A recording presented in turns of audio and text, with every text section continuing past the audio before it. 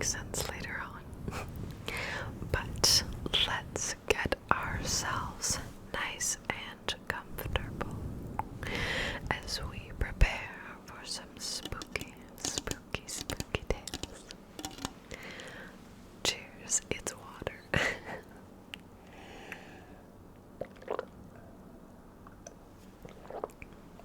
Oh yeah, always good stuff. So, let's get into it today.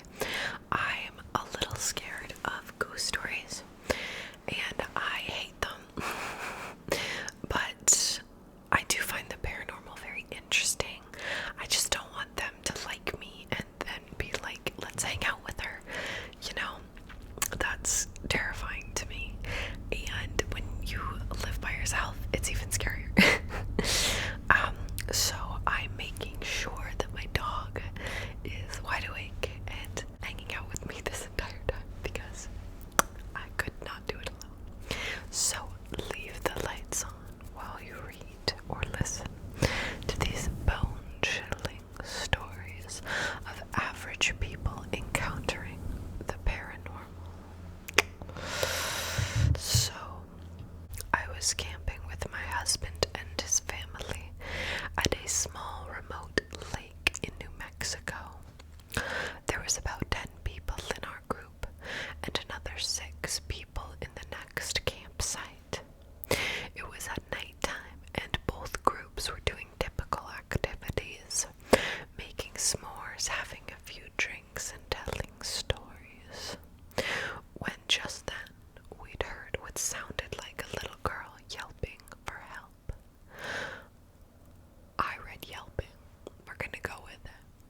Neither group had a child with them, but we were all positive when we'd heard this little girl and decided to search the area where we heard the noise. There was a field behind our campsites, and we saw a very tall, pure white figure standing maybe 100 feet away from us in the field, making the noises.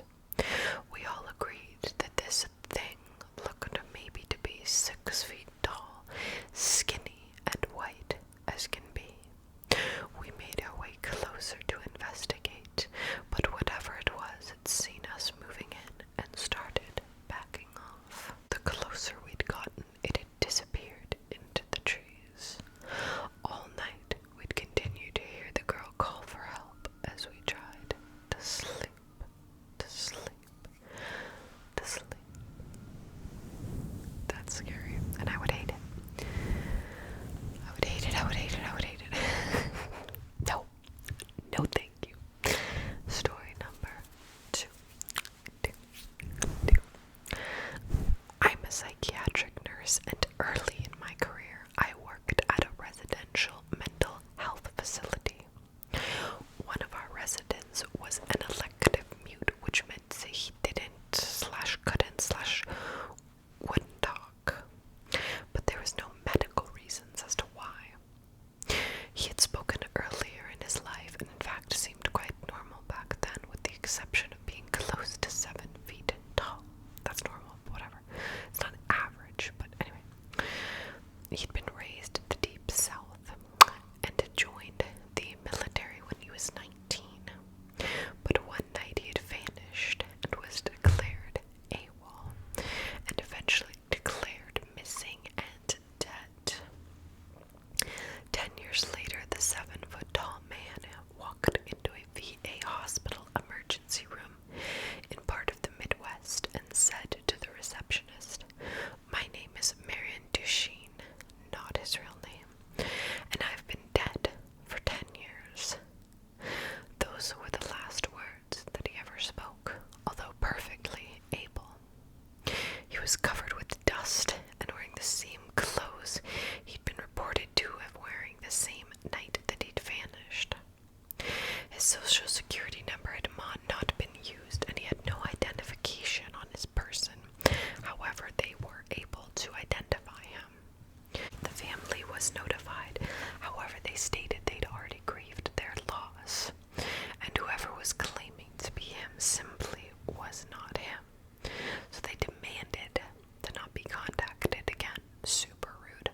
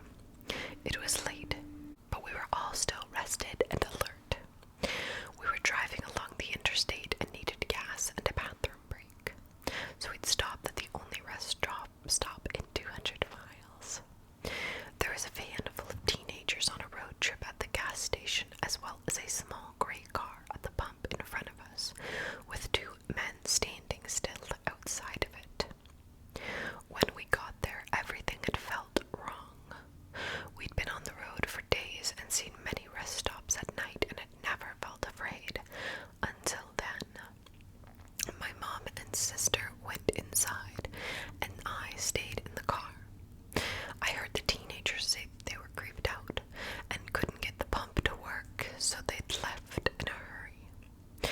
I was watching the car in front of us, and the two men had not moved at all, not an inch, and they weren't even talking. They weren't on phones, they were just standing there still. My mom and sister came back into the car and got in, and the two men moved slowly to look at us, not moving or pivoting the rest of their bodies, and I swear we all saw that they had dark eyes that were empty. Truly empty. Not black, not reflecting light, just a void. We sped out of there and didn't stop until we were in the next city. The worst thing about the experience, however, is that it could not be found on any map. We knew exactly which spot on the interstate to look, and we couldn't find it on Google Maps or any paper map that we'd had. We even asked the locals about it, and only were given confused looks. It was as if that rest stop never existed. Interesting. We were driving my friend's really old beat-up Subaru. Whoa. Yeah, a Subaru. Whoa. No, my battery's dying. We were driving my friend's really old beat-up Subaru through a massive graveyard. We stopped and walked down a hill and came across a little pond. There was someone sitting on a rock on the other side of the pond. The figure was all black, and we couldn't make out any features other than the fact that it looked like a man who was wearing an old-fashioned style hat. We stupidly waved and shouted, "Hi!" He didn't show any acknowledgement, however, and just sat on the rock, unaware. All of a sudden, he jumped to his feet, started running to us on the water, and vanished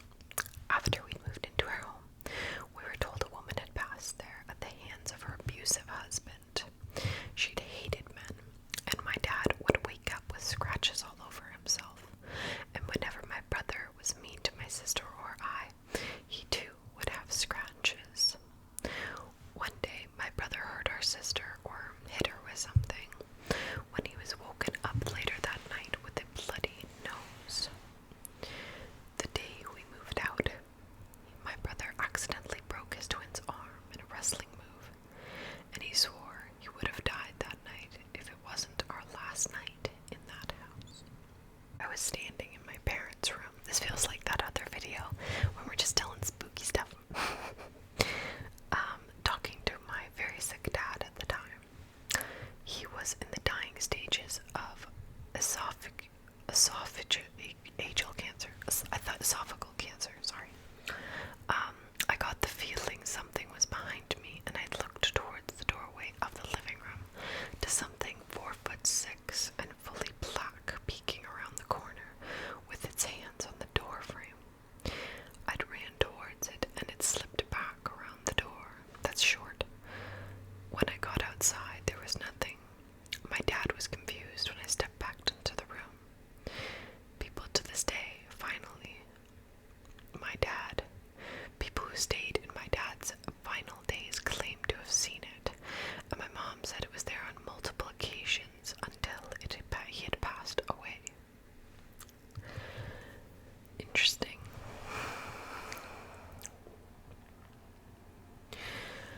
After my parents' divorce when I was a teenager, I had lived with my mother. I experienced a lot of paranormal happenings, and several times when I was reading in my bed, the room would start to feel icy. Next, it would feel as if something/somebody that hated me was staring back at me. When I'd got that feeling, I would leave the room and return an hour later.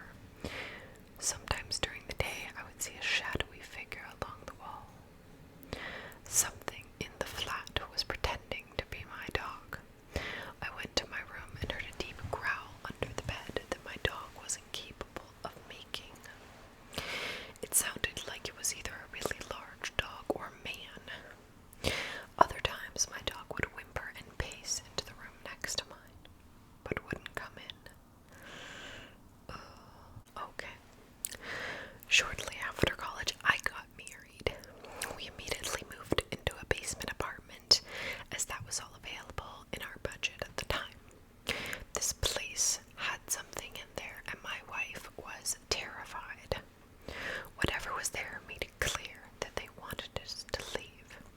Dishes, glassware, and other items were flown from the shelves. My wife was hit by objects several times. There was always an ominous feeling at dead night when we'd walk through the apartment in the dark. There would be insanely bright flashes of light that would illuminate the entire room. One night when we were going to bed, as soon as my wife and I walked into the bedroom, we heard a voice say my name and to move. My wife looked at me and I looked at her. I said loudly, "You've got it, bud." We moved out 2 days later, and the house was torn down.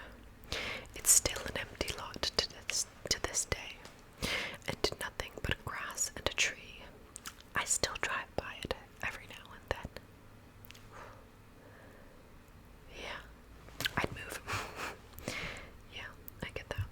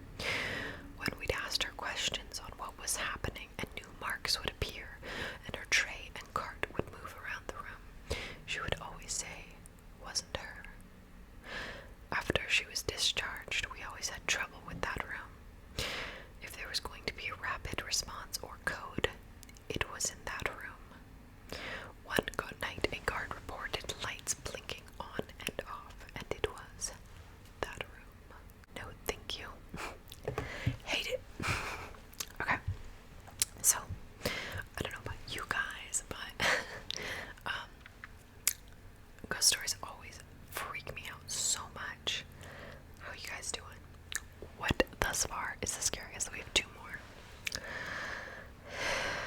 And then we're done. And then in 5 days it's Halloween. Anyway, let's get into this one. So, in 1993, my friend had discovered that her partner was cheating. It was in Chicago, Illinois, at a particularly cold part of the winter season.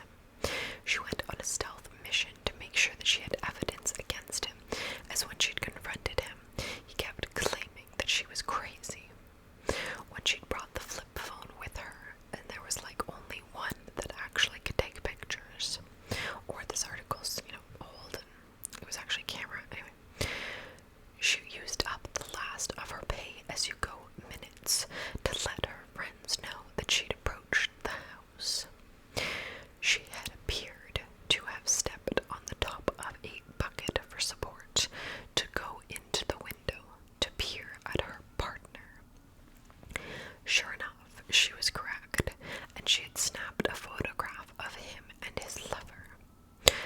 But as she was standing there, the bucket had gave way, and it collapsed, making her plunge into what was a very deep pond that she was unaware was standing next to his window. She'd struggled and tried to smash against the sides of the house. However, all this had done is made snow fall on top of her. She was wearing a balaclava, one of those things, you know what I mean? And the only parts of her that were not covered in snow were her eyes. Sure enough, they had found her as the snow started to melt, and her partner, though devastated, had found the photographs of him and his lover on her phone. To this day, those that walk by that home hear the words, Brian.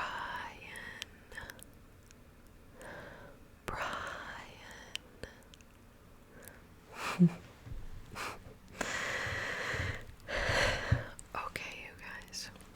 Last one for the night. In 2005, an aspiring upcoming country music artist told her friends that she was writing a song for them and couldn't wait to record it, but just had not had the time or the money to get into the studio. It was something that she spoke of so frequently, the group always remembered it.